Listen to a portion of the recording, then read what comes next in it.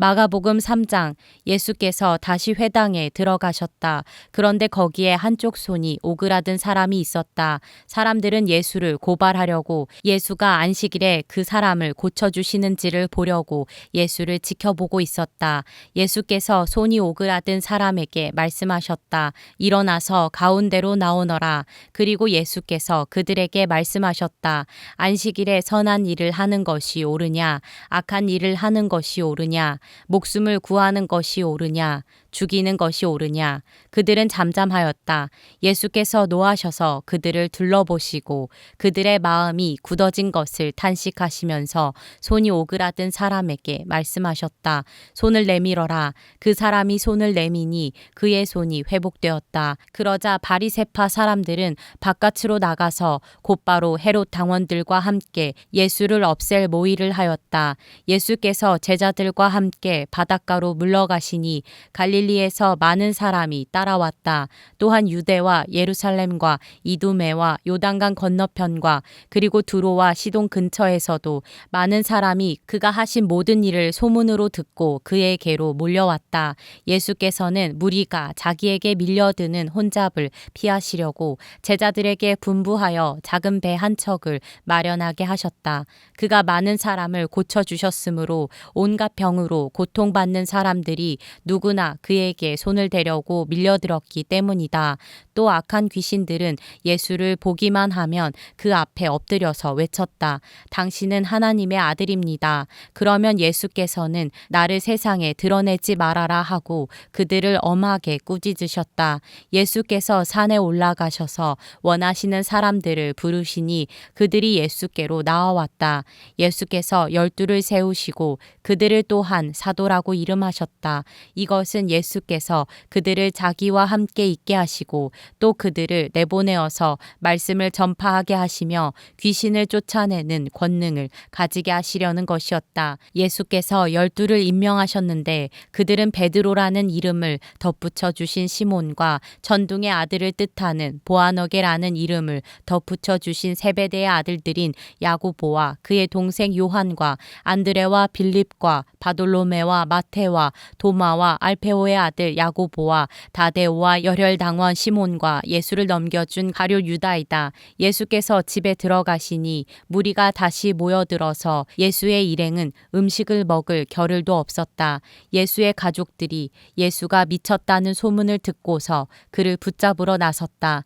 예루살렘에서 내려온 율법학자들은 예수가 바알세불이 들렸다고 하고 또 그가 귀신의 두목의 힘을 빌어서 귀신을 쫓아낸다고도 하였다. 그래서 예수께서 그들을 불러놓고 비유로 그들에게 말씀하셨다. 사탄이 어떻게 사탄을 쫓아낼 수 있느냐? 한 나라가 갈라져서 서로 싸우면 그 나라는 버틸 수 없다. 또 한 가정이 갈라져서 싸우면 그 가정은 버티지 못할 것이다. 사탄이 스스로에게 반란을 일으켜서 갈라지면 버틸 수 없고 끝장이 난다. 먼저 힘센 사람을 묶어놓지 않고서는 아무도 그 사람의 집에 들어가서 세간을 털어갈 수 없다. 묶어놓은 뒤에야 그 집을 털어갈 것이다. 내가 진정으로 너희에게 말한다. 사람들이 짓는 모든 죄와 그들이 하는 어떤 비방도 용서를 받을 것이다. 그러나 성령을 모독하는 사람은 용서를 받지 못하고 영원한 죄에 매인다. 예수께서 이 말씀을 하신 것은 사람들이 그는 악한 귀신이 들렸다 하고 말하였기 때문이다. 그때에 예수의 어머니와 동생들이 찾아와 바깥에 서서 사람을 들여보내어 예수를 불렀다.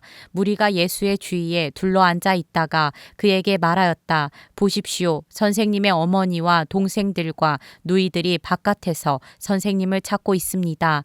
예수께서 그들에게 대답하셨다.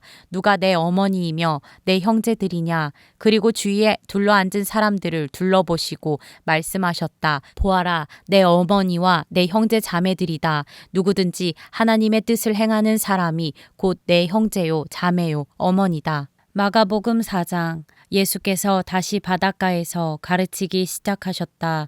매우 큰 무리가 모여드니 예수께서는 배에 오르셔서 바다 쪽에 앉으셨다. 무리는 모두 바닷가 무태에 있었다. 예수께서 비유로 여러 가지를 가르치셨는데 가르치시면서 그들에게 이렇게 말씀하셨다. 잘 들어라. 씨를 뿌리는 사람이 씨를 뿌리러 나갔다. 그가 씨를 뿌리는데 덜어는 길가에 떨어지니 새들이 와서 그것을 쪼아 먹었다.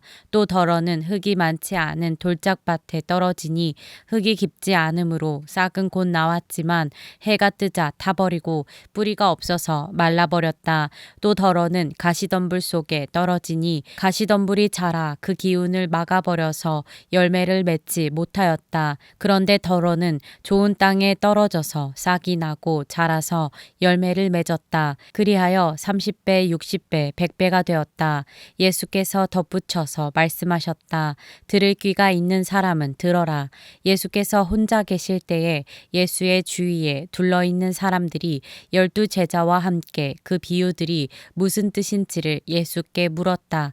예수께서 그들에게 말씀하셨다. 너희에게는 하나님 나라의 비밀을 맡겨주셨다. 그러나 저 바깥 사람들에게는 모든 것이 수수께끼로 들린다. 그것은 그들이 보기는 보아도 알지 못하고 듣기는 들어도 깨닫지 못하게 하셔서 그들이 돌아와서 용서를 받지 못하게 하시려는 것이다. 그리고 예수께서 그들에게 말씀하셨다. 너희가 이 비유를 알아듣지 못하면서 어떻게 모든 비유를 이해하겠느냐? 씨를 뿌리는 사람은 말씀을 뿌리는 것이다. 길가에 뿌려지는 것들이란 이런 사람들이다. 그들에게 말씀이 뿌려질 때에 그들이 말씀을 듣기는 하지만 곧바로 사탄이 와서 그들에게 뿌려진 그 말씀을 빼앗아간다.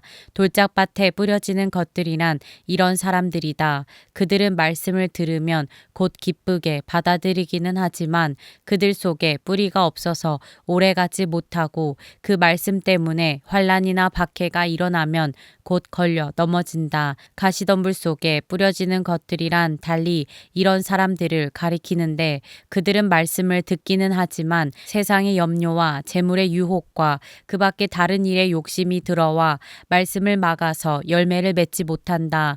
좋은 땅에 뿌려지는 것들이란 이런 사람들이다.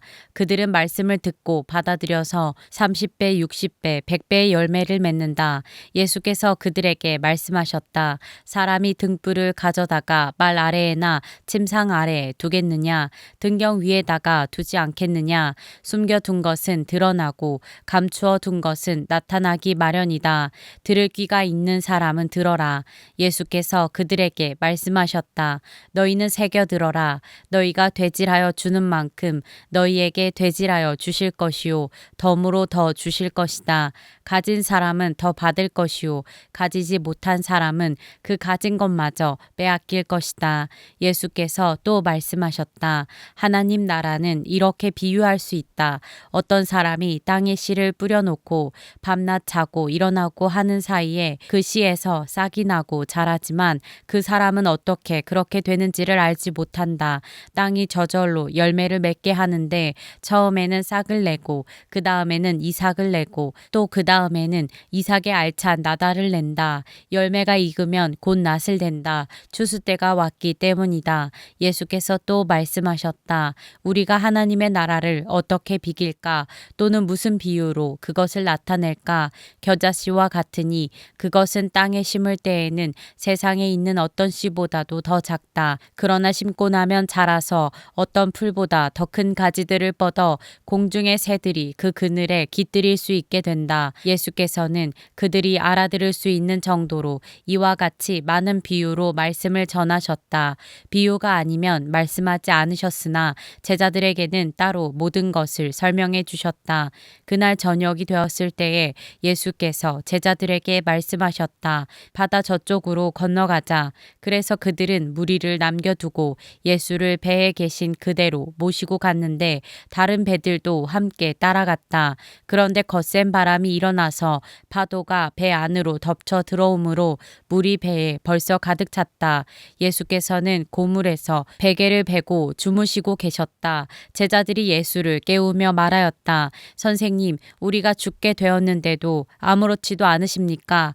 예수께서 일어나 바람을 꾸짖으시고 바다더러 고요하고 잠잠 잠잠하여라 하고 말씀하시니 바람이 그치고 아주 고요해졌다. 예수께서 그들에게 말씀하셨다. 왜들 무서워하느냐? 아직도 믿음이 없느냐? 그들은 큰 두려움에 사로잡혀서 서로 말하였다. 이분이 누구이기에 바람과 바다까지도 그에게 복종하는가?